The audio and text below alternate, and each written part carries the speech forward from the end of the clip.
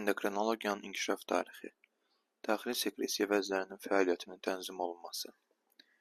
Endokrinologiya tibb elminin çox mühüm sahələrindən biridir. Axırıncı 10 illiklərdə tibb elminin ayrı-ayrı sahələrinin sürətlə inkişaf etməsi ilə yanaşı, endokrinologiya çox sürətlə inkişaf etmiş və hazırda xüsusi bir elm sahəsi olaraq nəzəri, həm də təcrübi təbabətdə xüsusi yer tutur. Buna baxmayaraq, endokrin sistemi orqanizmin digər orqan və sistemləri ilə üzvi sürətdə bağlı olub, orqanizmin üzvi funksional tamlığını, homeostazı təmin edir. Bu sistem, sinir sistemi, qan və limfa ilə daha sıx əlaqədədir. Sinir sistemi ilə daha çox əlaqəli olduğundan, bəzi sinir hüceyrələri hormonlar ifraz edirlər. Hazırda neuroendokrinologiya adlı xüsusi elm sahəsi inkişaf etməkdədir. Endokrinologiya Yunan sözü olub, endo daxili, krino sekresiya, logos təlim, daxili sekresiya vəzləri haqqında olan elmdir. İfrazatın açıldığı yerə görə vəzlər iki qrupa bölünürlər. Eksokrin vəzlər, bunların sekreti xaricə, yəni ağız boşluğuna, həzm sisteminə, yəni mədəyə və bağırsaqlara açılır. İkinci, endokrin vəzlər, bunların ifrazatı sekresiya məhsulu, yəni sekreti isə ancaq qana və limfaya açılır. Endokrin vəzlərinin sekreti hormon adlanır. Yunanca hormao qıcıqlandırmaq, hərəkətə gətirmək deməkdir. İlk dəfə olaraq bu termini 1902-ci ildə Baylis və Starling təklif edərək işlətmişlər. Endokrinologiya haqqında təlimin əsasını isə 19-cu əsrin ortalarında Claude Bernard və Brown Séquard qoymuşlar. Claude Bernard ilk dəfə 1855-ci ildə fikir söyləmişdir ki, vəzlər eksokrin sekretdən başqa endokrin sekresiyaya malikdirlər ki, bu axırıncı isə ancaq qana və limfaya açılır. Beləliklə, Claude Bernard daxili sekresiya terminini tibb ədəbiyyatına gətirdi. Claude Bernard 1855-ci ildə heyvanlarda beynin 4-cü mədəciyinin dibinə iynə batırmaqla hiperqlikemiya və qlikozuriya yaratmışdır ki, bununla da şəkərli diabetin yaranmasında sinir sisteminin xüsusi rolunu göstərmişdir. Bütün bunlara baxmayaraq, endokrinologiyanın inkişafına Brown-Séquardın işləri sürətli təkan vermişdir. Belə ki, 1882-ci ildə 72 yaşında Parisdə məşhur biologiya cəmiyyətinin iclasında Société de Biologie xəyalardan alınan ekstraktın, yəni şirənin dəri altına, yəni öz üzərində yeridilməsi, onun fiziki və ruhi gücünün artması ilə müşahidə olunduğunu məruzə etmişdir. Bundan başqa o qeyd etmişdir ki, endokrin vəzlərinin sekreti digər orqanların fəaliyyətinə də müsbət təsir göstərir. Bundan əlavə, Brown-Séquard heyvanlarda börəküstü vəzləri kəsib çıxardandan sonra o heyvanların tələf olduğunu görmüş və belə nəticəyə gəlmişdir ki, bu vəzlərin xüsusi həyati əhəmiyyəti var və endokrin vəzlərin sekretinin çatmamazlığı xəstəliklə, sonra isə ölümlə nəticələnir. Beləliklə, Brown-Séquard həm təcrübi, həm də nəzəri endokrinologiyanın əsasını qoyanlardan hesab olunur. Baxmayaraq ki, Théophile Bordet 1775-ci ildə özünün Analyse médicinale du sang adlı əsərində göstərdi ki, hər bir orqan özündə xüsusi maddə hazırlayıb hasil edir ki, bu da qana və ya limfaya daxil olaraq orqanizmin fəaliyyət tamlığını təmin edir. Belə ki, bədənin başqa-başqa sahələrində götürülən venoz qan keyfiyyətcə fərqlənir, ona daxil olan sekretin hesabına. Lakin Théophile Bordet bu fikrin elmi təlimi şəklində əsaslandıra bilmədi. 1849-cu ildə Berthold xoruzların xəyalarını qarın boşluğundan çıxarıb, onların dərisi altına tikmiş və xoruzlara xas olan xüsusiyyətləri, döyüşkənliyi, pipin böyüməsini, səsini, yəni banlamasını və s. əlamətləri xoruzda saxlamağa nail olmuşdur. Bununla da o sübut etmişdir ki, xoruzlarda olan xüsusiyyətlər o zaman təsəvvür olunduğu kimi sinir sistemi ilə deyil, cinsi hormonlarla, yəni bu halda androgenlərlə tənzim olunur. Lakin alimin bu eksperimenti sonralar yaddan çıxarıldı. 40 ildən sonra isə Brown-Séquardın yuxarıda qeyd etdiyimiz eksperimenti və məruzəsi onun nəzəri və təcrübi endokrinologiya təliminin əsasını qoyan alim kimi təbabət tarixində yer tutmağa imkan verdi.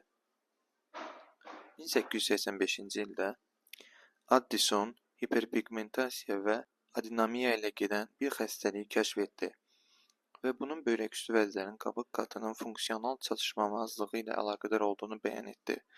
Hazırda bu xəstəlik alimin şərəfinə Addison xəstəliyi adlanır.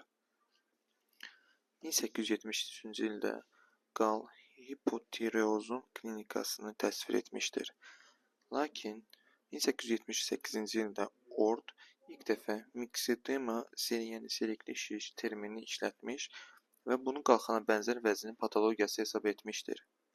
1882-ci ildə Kocher və Reverdin miksedemanın qalxana bənzər vəznin funksional çatmamazlığı ilə əlaqədar olduğunu göstərmişlər. 1869-cu ildə Langerhans mədaaltı vəzdə adacıq aparatını kəşf etdi, lakin onun funksiyasının nədən ibarət olduğunu bilmədi. 1889-cu ildə Mering və Minkowski böyük bir elmi kəşf etdilər. Eksperimentdə itlərin mədaaltı vəznini çıxarmaqla onlarda şəkərli diabetin əmələ gəlməsinə nail oldular və bununla da mədaaltı vəzninin daxili sekretor rolunu, xüsusən də onun sekretor çatmamazlığı rolunu göstərdilər.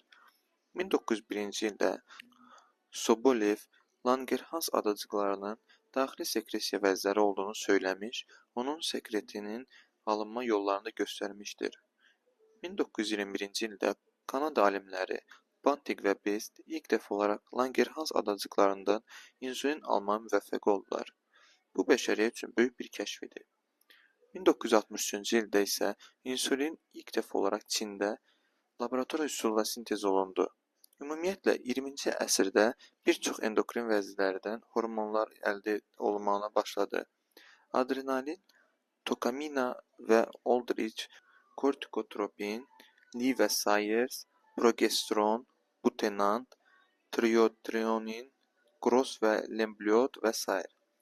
Keçmiş Sovetlər İttifaqında endokrinologiya inkişafında Rus alimlərindən Danilevski, Reprev, Şervinski, Zavodovski, Judayev, Baranov, Vasyukova, Leites, Şereşevski, Nikolayev, Mazovetski, Yefimov, Balabolkin, Dedov, Starkova, Marova, Zhukovski, Kasatkina, İveriyeli, Virsaladze, Weinberg və başqalarının böyük xidmətləri olmuşdur. Respublikamızda endokrinologiya inkişafında Orucov, Məmmədov, Əliyev, Ələkbərovun xidmətləri böyük olmuşdur. Belə ki, 1944-cü ildə Zaqaskaviyada ilk dəfə olaraq Əfəndiyev adına 4 saylı şəhər klinik xəstəxanasında 30 çarpayılıq endokrinoloji şöbə yaradılmışdır ki, bu şöbəyə Professor Orucov rəhbərlik etmişdir. O, Azərbaycanda terapevtik endokrinologiyanın əsasını qoymuş və böyük bir məktəb yaratmışdır. Onun əsas elmi işləri endermik urun yayılması, patogenezi və müalicəsinə həsr olunmuşdur. Sonralar 1959-1969-cu illərdə 2-ci Müalicə Fakültəsinin Daxili Xəstəliklər Kafedrasına rəhbərlik etmişdir. Məmmədov isə cərrahi endokrinologiyanın əsasını qoymuşdur.